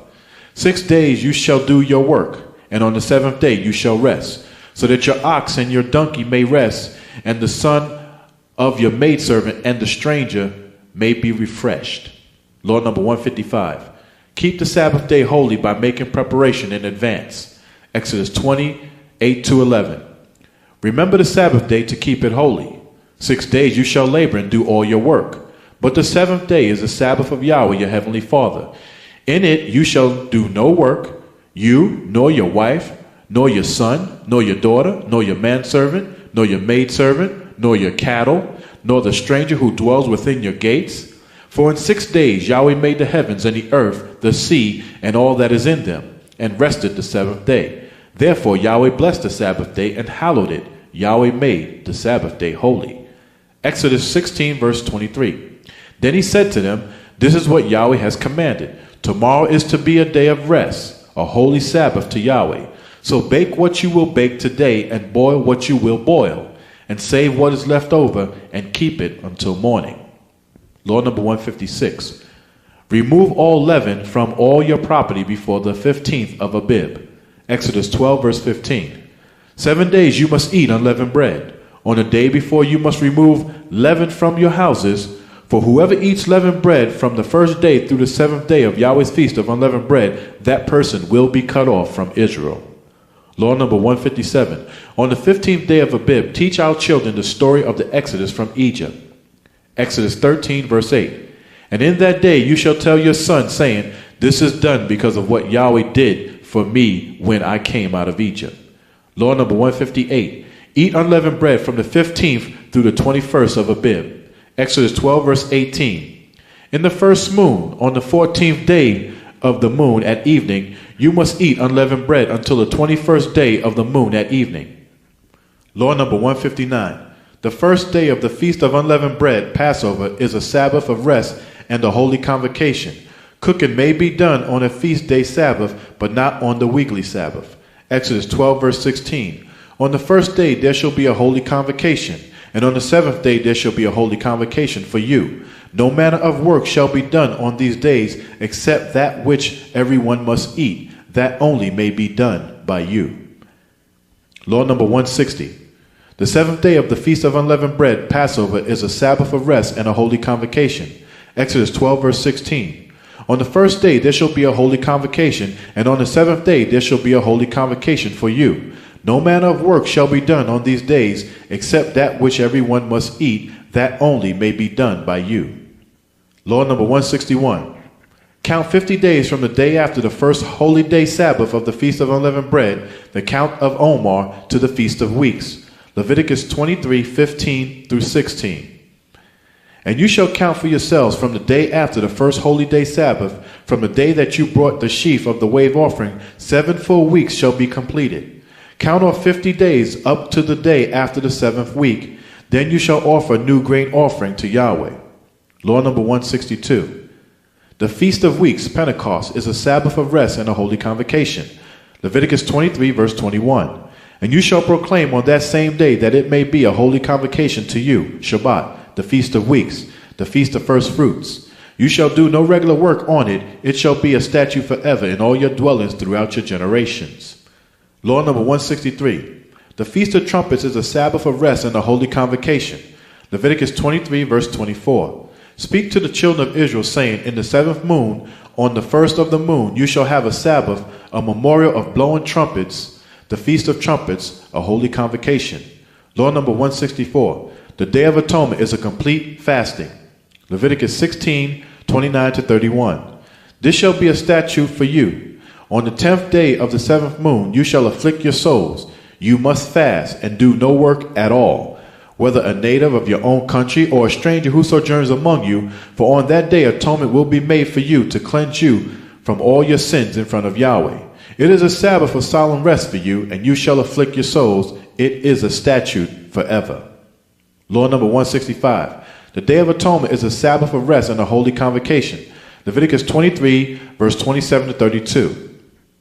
Also the 10th of this 7th moon is the Day of Atonement. It shall be a holy convocation for you. You shall afflict your souls and offer an offering made by fire to Yahweh. You shall do no work at all on the same day, for it is the Day of Atonement, to make atonement for you in front of Yahweh your heavenly Father. Any person who is not afflicted on that same day, he shall be cut off from his people. Any person who does any work on that same day, he shall be cut off from among his people. You shall do no manner of work at all. It shall be a statute forever throughout your generations in all your dwellings, wherever you may live. It is to you a Sabbath of rest, and you shall afflict yourselves. On the 9th of the moon at evening, at the setting of the sun, through the 10th of the moon at evening, at the setting of the sun, from evening until evening, you shall celebrate your Sabbath. Law number 166. The first day of the Feast of Tabernacles is a Sabbath of rest and a holy convocation. Leviticus 23, verse 34 to 35. Speak to the children of Israel, saying, the 15th day of this 7th moon is the Feast of Tabernacles for 7 days unto Yahweh. On the first day there shall be a holy convocation. You shall do no regular work upon it. Law number 167. The last great day is a Sabbath of rest and a holy convocation. Leviticus 23, verse 36. But for 7 days you shall offer an offering made by fire to Yahweh. On the 8th day you shall have a holy convocation, the last great day, and you shall offer an offering made by fire to Yahweh. It is the closing gathering of Yahweh's sacred year, and you shall do no customary regular work upon it. Law number 168. Dwell in booths, sukkah, temporary dwellings, during the Feast of Tabernacles. Leviticus 23, verse 42. And you shall live in booths for 7 days. All who are native-born children of Israel shall live in booths. Law number 169. A sukkah must be built before the Feast of Tabernacles. Leviticus 23, verse 40. On the day before, you are to take choice fruit from the trees, pomegranates, and palm branches, leafy branches, and willows of the brook, and you shall rejoice in front of Yahweh your Father for 7 days. Law number 170. Sound the shofar on the Feast of Trumpets. Numbers 29, verse 1. On the first day of the 7th moon you shall have a holy convocation. You shall do no regular customary work. It is a day for you to sound the trumpets, the Feast of Trumpets. Laws concerning the duty of the community and observing the authority of Yahweh's laws and Yahweh's anointed. Law number 171. Every male 20 years old and above must give half a shekel to the house of Yahweh annually. Exodus 30, verse 12 to 16. When you take the census of the children of Israel to count them, each one must pay Yahweh a ransom for his life at the time he is counted. Then no plague will come on them when you number them. This is what everyone among those who are numbered shall give, half a shekel according to the shekel of the sanctuary, about 1/5 ounce. The half shekel is an offering to Yahweh. Everyone included among those who are numbered, being 20 years old and above, shall give an offering to Yahweh. The rich shall not give more, and the poor shall not give less than half a shekel, given an offering to Yahweh to make atonement for yourselves. And you shall take the atonement money of the children of Israel, and you shall appoint it for the service of the tabernacle of meeting, that it may be a memorial for the children of Israel in front of Yahweh to make atonement for yourselves. Law number 172. Listen to and obey Yahweh's anointed servant, the overseer of the house of Yahweh. Deuteronomy 18, 15 through 19. Yahweh your Father will raise up for you a prophet like me. From the midst of your brothers, him you must listen to. For this is what you asked of Yahweh at Horeb on the day you gathered together, saying, let us not hear the voice of Yahweh our Father, nor see this great fire any more, or we will die. Then Yahweh said to me, what they have spoken is the truth. I will raise up for them a prophet like you from among their brothers, and I will put my words in his mouth, and he will tell them everything I command him. Whoever will not listen to my words, which he speaks in my name, I will judge him for it. Law number 173. The king must be appointed by Yahweh. Deuteronomy 17, verse 15.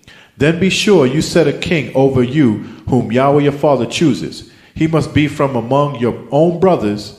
He must not be a foreigner who is not your brother. Law number 174. Listen to and obey Yahweh's anointed priests, the body of elders of the house of Yahweh, under the direction of the overseer of the house of Yahweh. Deuteronomy 17, 9 to 11. Go to the priests who are Levites and to the judge who is in office at that time. Ask for their decision, and they will give you the sentence of judgment. You must act according to the sentence they pronounce for you at the place Yahweh chooses. Be careful to do all they order you to do. According to the law that they teach you, you shall do. And according to the decisions that they give you, you shall do. You must not turn aside to the right hand nor to the left from the sentence they pronounce for you. Law number 175. Speak the truth when testifying in a lawsuit or an investigation. Exodus 23, verse 2. Do not follow the crowd in doing evil when you give testimony in a lawsuit. Do not pervert justice by siding with the crowd. Law number 176. The priests and their assistants must be chosen by Yahweh. Deuteronomy 16 verse 18. You must appoint judges and officers in all the cities Yahweh your Father gives you from each of your tribes, and they shall judge the people with righteous judgment. Law number 177. The priests of the house of Yahweh chosen by Yahweh must judge the people impartially according to Yahweh's laws. Leviticus 19 verse 15. Do not pervert judgment. You shall not show partiality to the poor, nor honor to the person of the great. In righteousness you shall judge your brother fairly. Law number 178. Whoever is aware of evidence in a case must speak up and testify. Leviticus 5 verse 1. If a person sins because he does not speak up when he hears a public charge to testify regarding something he has seen or knows about, he will be held responsible. Law number 179. The testimony of witnesses shall be examined thoroughly by the priests. Deuteronomy 13 verse 14. Then you must inquire, probe, and investigate it thoroughly. And if it is true, and it has been proven that such an abomination was committed among you. Law number 180. False witnesses shall be judged according to the law. Deuteronomy 19 verse 19. Then do to him as he intended to do to his brother. In this way you will purge the evil from among you. Law number 181. When a person is found murdered, and the murderer is unknown, the prescribed ritual must be performed. Deuteronomy 21, 1-9. If anyone is found slain, lying in a field in the land Yahweh your Father is giving you to possess, and it is not known who killed him, then your elders and your judges shall go out and measure the distance from the body to the neighboring cities. Then the elders of the city nearest the body shall take a heifer that has not been worked, and which has not pulled with a yoke, and lead her down to a valley that has not been plowed or planted, and where there is a flowing stream. There in the valley they are to break the heifer's neck. The priests, the sons of Levi, shall come near, for Yahweh your Father has chosen them to minister and to pronounce blessings in the name of Yahweh, and to decide all cases of controversy and assault. Then all the elders of the city nearest the body shall wash their hands over the heifer whose neck was broken in the valley. And they shall declare, our hands did not shed this blood, nor did our eyes see it done. Accept this atonement for your people Israel, whom you have redeemed, O Yahweh, and do not hold your people guilty of the blood of an innocent man, and the bloodshed shall be atoned for. In this way you will purge from yourselves the guilt of shedding innocent blood, since you have done that which is right in the sight of Yahweh. Law number 182. 6 cities of refuge in the land of Israel must be established. Numbers 35, 11-13. Then appoint cities to serve as your cities of refuge, where a person who accidentally kills someone may flee. They shall be cities of refuge from the blood avenger, so that a person accused of murder may not die before he stands in judgment in front of the congregation. Of all the cities you give, 6 shall be cities of refuge. Law number 183. The priests and Levites must be given cities to live in. Numbers 35, 2-3. Command the children of Israel to give the Levites cities to live in, from the inheritance they will possess. Also give the Levites the common land around these cities. They shall have these cities to live in, and the open land around them shall be for their cattle, herds, and animals. Law number 184. Build a guardrail around a roof, if it is flat and used as living space, and a guard against hazards in the home. Deuteronomy 22 verse 8. When you build a new house, then you must make a parapet for your roof, so you may not bring the guilt of bloodshed upon your house if anyone falls from it. God worship, the worship of Elohim. Law number 185. The practice of God worship must be destroyed. Deuteronomy 12 verse 2-4. You must utterly destroy all the places where the nations you shall drive out worship their gods, Elohim, on the high mountains, on the hills, and under every spreading tree. You must destroy their altars, break down their sacred pillars, images of the sun god Baal, and burn their sacred poles, Asherah poles, cut down the images of their gods, Elohim, Teraphim, and wipe out their names from those places. You must not worship Yahweh your Father in such ways. Yahweh your Father is not a God. El. Law number 186. A city which turns to God worship must be treated according to the law. Deuteronomy 13, 12-15. If you hear it said about one of the cities that Yahweh has given you to live in, that corrupt men have risen up among you and enticed and led the inhabitants of their own city astray, saying, let us go and worship gods, Elohim, which you have not known, then you must inquire, probe, and investigate it thoroughly. And if it is true, and it has been proven that such an abomination was committed among you, you shall surely kill the inhabitants of that city with the edge of the sword, utterly destroying Kerim, all that is in it with its livestock. Law number 187. The God-worshiping nations will be destroyed. Deuteronomy 20, verse 17. You must utterly and completely destroy them, Kerim, the Hittite, the Amorite, the Canaanite, the Perizzite, the Hivite, the Jebusite, just as Yahweh your Father has commanded you. Law number 188. Blot out the remembrance of God-worshippers. Deuteronomy 25, verse 19. Therefore, when Yahweh your Father has given you rest from your enemies all around you, in the land Yahweh your Father has given you to possess as an inheritance, then blot out the memory of Amalek from under heaven. Do not forget this. Law number 189. Remember what the God worshippers did to Israel. Deuteronomy 25, 17 to 18. Remember what the Amalekites did to you on the way as you were coming out of Egypt. Amalek met you on your journey and attacked all the stragglers in the rear rank. When you were tired and weary, Amalek did not reverence Yahweh. Laws concerning times of tribulation and persecution. Law number 190. Our conduct must be according to Yahweh's law during times of persecution. Deuteronomy 20, verse 11 to 12. If they accept your offer of peace and open their gates to you, all the people in it shall be subject to forced labor and shall work for you. But if the city will not make peace with you, but would engage you in battle, then you shall besiege it. Law number 191. The priest must address the congregation in times of tribulation. Deuteronomy 20, verse 2 to 4. When you are about to go into battle, the priest shall come forward and address the men of war. And he shall say to them, Hear, O Israel, today you are going into battle against your enemies. Do not be faint-hearted, do not be afraid, do not tremble, nor be terrified because of them. For Yahweh your Father is he who goes with you to fight for you against your enemies and gives you victory. Law number 192. The camp of Yahweh must be kept in a sanitary condition. Deuteronomy 23, verse 9. When you are encamped against your enemies, keep yourself from every impure thing. Law number 193. The camp of Yahweh must be equipped with the necessary implements to keep it in a sanitary condition, and each must do his part. Deuteronomy 23, 12 to 14. Designate a place outside the camp where you may go to relieve yourself. As part of your equipment, have something to dig with. Then, when you do relieve yourself, first dig a hole and afterwards cover up your excrement. For Yahweh your Father moves about in the midst of your camp to protect you and to give your enemies over to you. Therefore your camp must be holy, so he may see no unclean thing among you and turn away from you. Our duties to our fellow man. Law number 194. Stolen property must be returned to its owner. Leviticus 6, 2 to 5.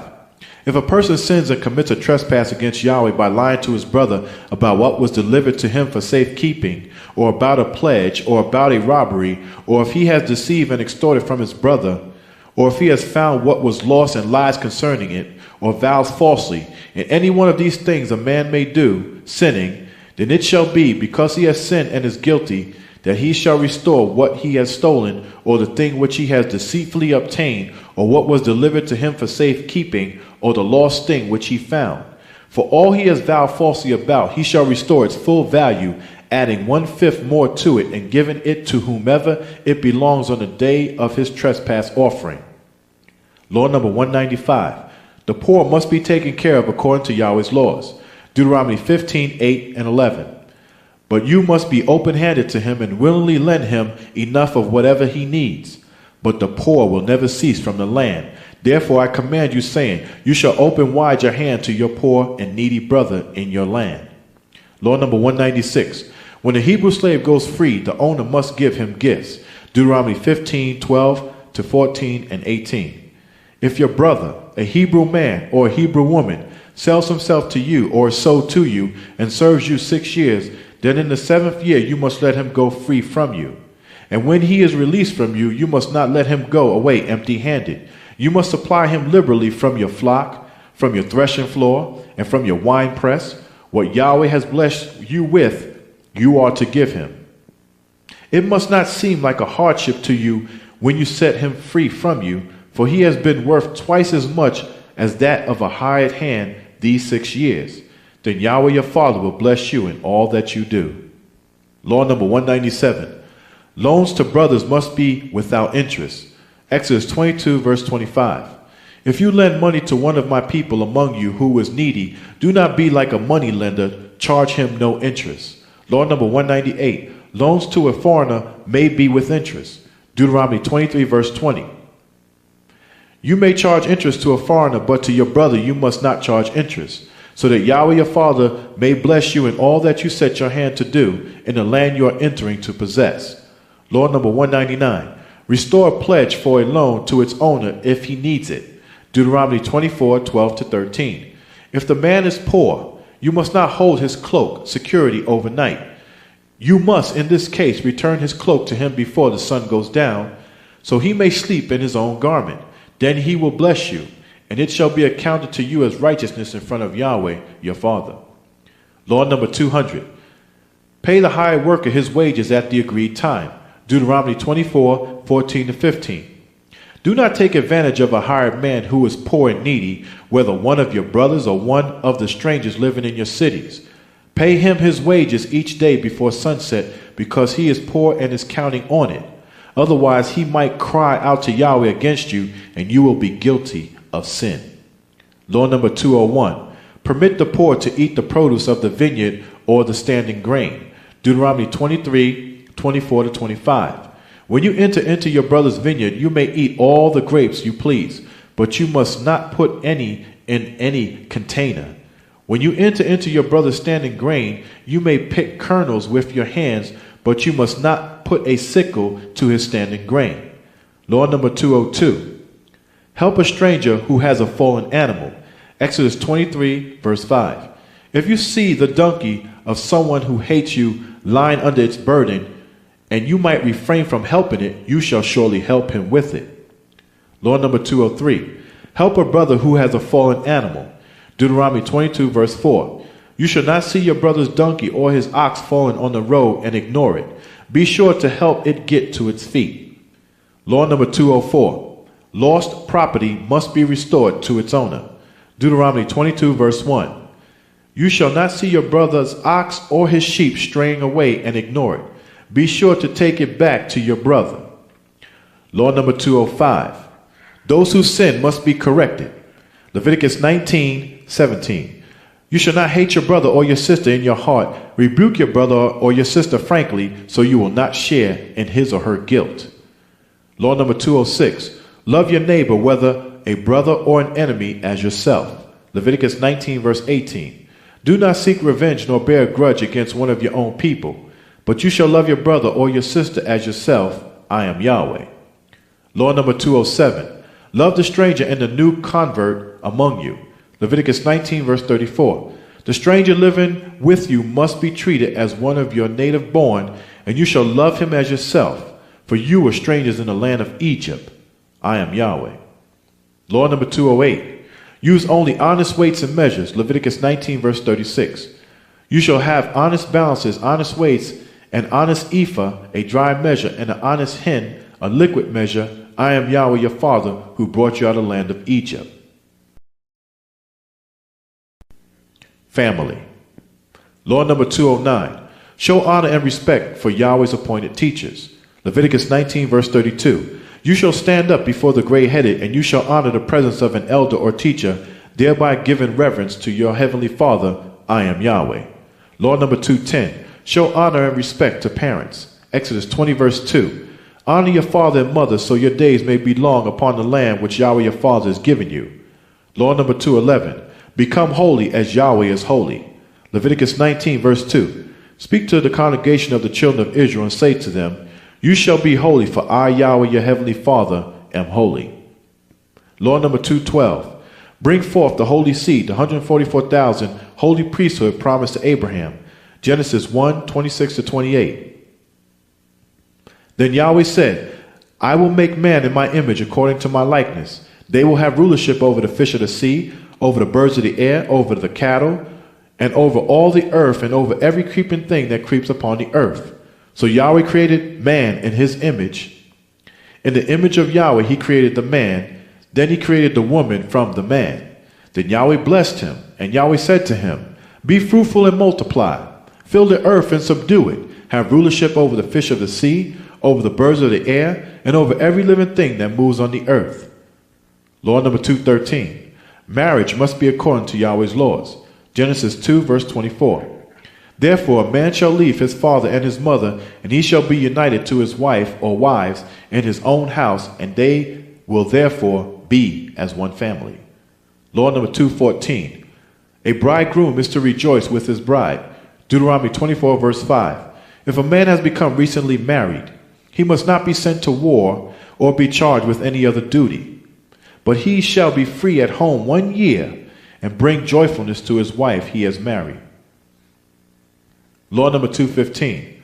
All males must be circumcised, newborn males on the 8th day. Genesis 10 to 12 and 14. This is my covenant which you shall keep between me and you and your descendants after you. Every male among you shall be circumcised. You are to undergo circumcision in the flesh of your foreskins, and it shall be the sign of the covenant between me and you. For the beginnings to come, every male among you who is 8 days old must be circumcised, including those born in your household or bought with money from a foreigner, even those who are not your offspring. Any uncircumcised male who has not been circumcised in the flesh will be cut off from his people. He has broken my covenant. Law number 216. Should a man die childless, his brother must either marry the widow or Deuteronomy 25, 5 to 6. If brothers are living together and one of them dies without a son, his widow must not marry outside the family. Her husband's brother must take her and marry her to perform the duty of a brother-in-law to her. The first son she bears shall carry on the name of the dead brother, so his name will not be blotted out from Israel. Law number 217. He may release his brother's widow. Deuteronomy 25, 7 to 10. But if a man does not want to marry his brother's wife, she shall go to the elders at the city gate and say, My husband's brother refuses to carry on his brother's name in Israel. He will not perform the duty of a brother-in-law to me. Then the elders of his city shall summon him and talk to him. If he stands firm and says, I do not want to marry her, then his brother's widow shall go up to him in the presence of the elders, take off one of his sandals, spit in his face, and say, This is what is done to the man who will not build up his brother's house.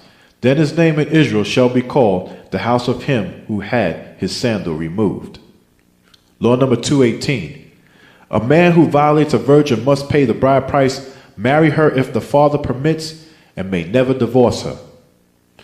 Deuteronomy 22 verse 29. Then the man who has sexual relations with her shall pay the young woman's father 50 shekels of silver, that is about 1 1/4 pounds. Then she shall be his wife because he has humbled her. He shall not be permitted to divorce her as long as he lives.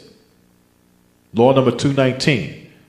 The priest must judge in a case of premarital promiscuity. Deuteronomy 22, 13 to 15.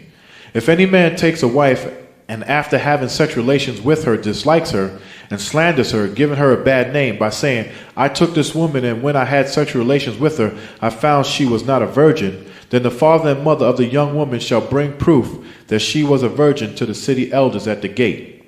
Law number 220. A woman's father may utterly refuse to give his daughter to a man even though he pays the bride price. Exodus 22, 16 to 17. And if a man seduces a virgin who is not betrothed to be married and sleeps with her, he must surely pay the bride's price for her, and she shall be his wife. If her father utterly refuses to give her to him, he shall still pay the bride price for virgins. Law number 221. The female captive must be treated in accordance with special regulations concerning repentance and conversion. Deuteronomy 21, 11 to 14. If you see among the captives a beautiful woman and are attracted to her, you may take her as a wife. Bring her into your house and have her shave her head and trim her nails, and put aside the clothes she was wearing when captured.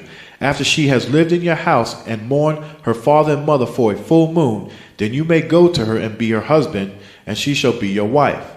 But if you are not pleased with her, let her go wherever she desires, but you certainly shall not sell her for money, nor treat her like a slave because you have humbled her. Law number 222.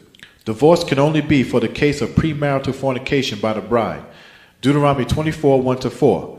When a man marries a woman who becomes displeasing to him, because he finds some uncleanness in her, and he writes her a certificate of divorce, gives it to her, and sends her from his house, and if after she leaves his house she becomes the wife of another man, and then that man also detests her and writes her a certificate of divorce, gives it to her, and sends her from his house, or that man dies, leaving her a widow, then her first husband who divorced her must not take her back to be his wife after she has been defiled.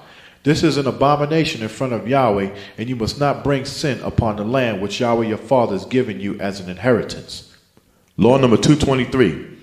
A woman suspected of adultery must submit to the required test. Numbers 5, 12-15.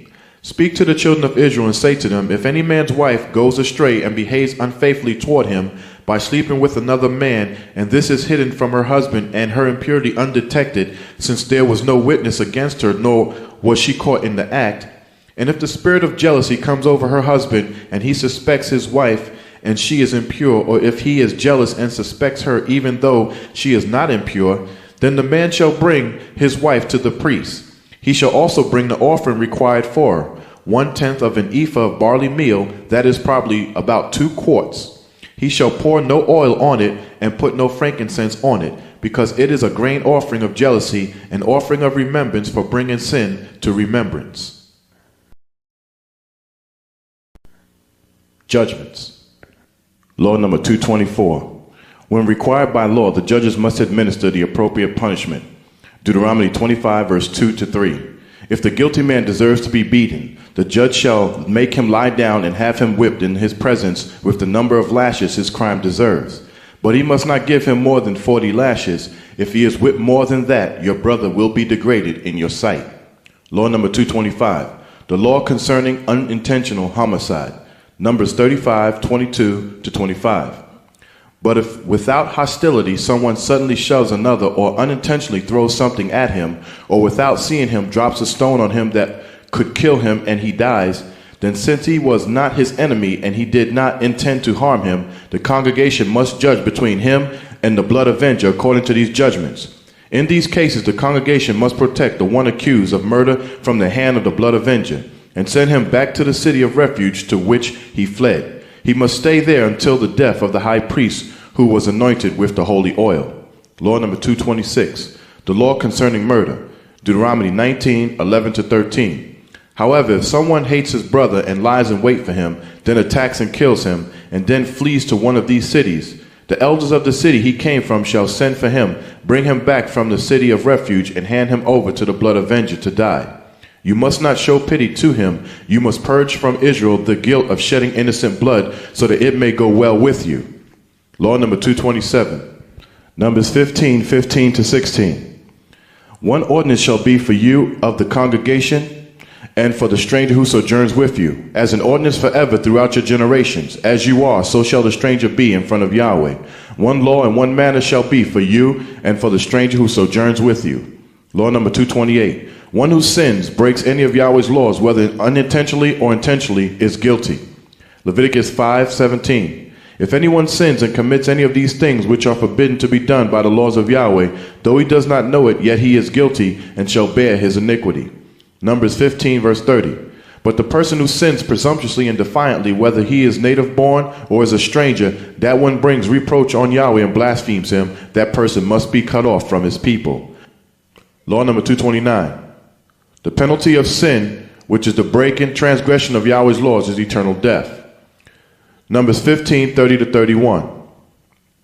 But the person who sins presumptuously and defiantly, whether he is native born or is a stranger, that one brings reproach on Yahweh and blasphemes him. That person must be cut off from his people. Because he has despised the word of Yahweh and broken his laws, that person must surely be cut off, and his guilt shall be upon his own head.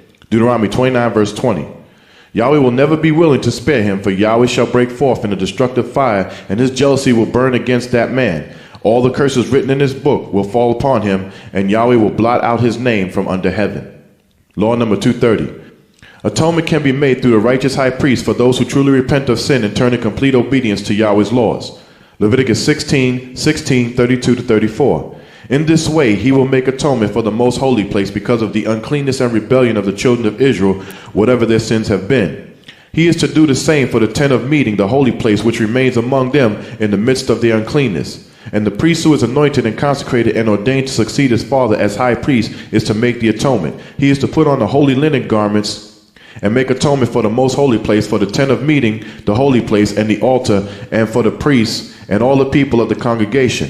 This shall be an everlasting statute for you to make atonement for the children of Israel for all their sins once a year. And he did as Yahweh commanded Moshe. Law number 231. The body of one who is executed must be buried the same day. Deuteronomy 21 verse 23. His body must not remain overnight on the tree. You must surely bury him that day, so that you do not defile the land which Yahweh your father has given you as an inheritance. He who is hanged is accursed of Yahweh. Laws concerning slaves. Law number 232. Hebrew slaves must be treated according to the special laws for them. Exodus 21:2-6. If you buy a Hebrew slave, he may serve you for 6 years, but in the 7th year he shall go out free without paying anything. If he comes alone, he is to go free alone, but if he has a wife when he comes, she is to go out with him. If his owner has given him a wife and she bears him sons or daughters, the woman and her children shall belong to her owner, and the man shall go out by himself. But if the servant plainly says, I love my owner, my wife, and my children, I will not go out free, then his owner shall bring him to the judges. He shall take him to the door or the doorpost and pierce his ear through with an awl. Then he will be his servant for life. Law number 233. The owner or his son may marry his Hebrew maidservant. Exodus 21:8-9. If she does not please her owner who has betrothed her to himself, then he shall let her be redeemed. He shall have no right to sell her to strangers because he has broken faith with her. If he has betrothed her to his son, he shall grant her the rights of a daughter. Law number 234. If the owner or his son does not marry his Hebrew maidservant, he must allow her father to redeem her. Exodus 21 verse 8.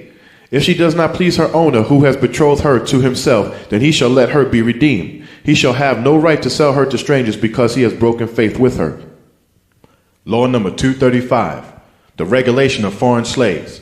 Leviticus 25:44-46. Your male and female slaves are to come from the nations around you. From them you may buy slaves. You may also buy some of the sojourners living among you and members of their clans born in your country, and they will become your property. You may take them as an inheritance to will to your children after you. They shall be your permanent slaves. But your brothers, the children of Israel, you shall not rule over one another ruthlessly. Lawsuits. Law number 236. Judgment must be rendered in the case of injury caused by a person. Exodus 21:18-25. And if men quarrel and one hits the other with a stone or with his fist or a tool, and he does not die but is confined to bed, if the other gets up and walks around outside with his staff, the one who struck the blow will not be held responsible. However, he must pay the injured man for the loss of his time and see that he is completely healed.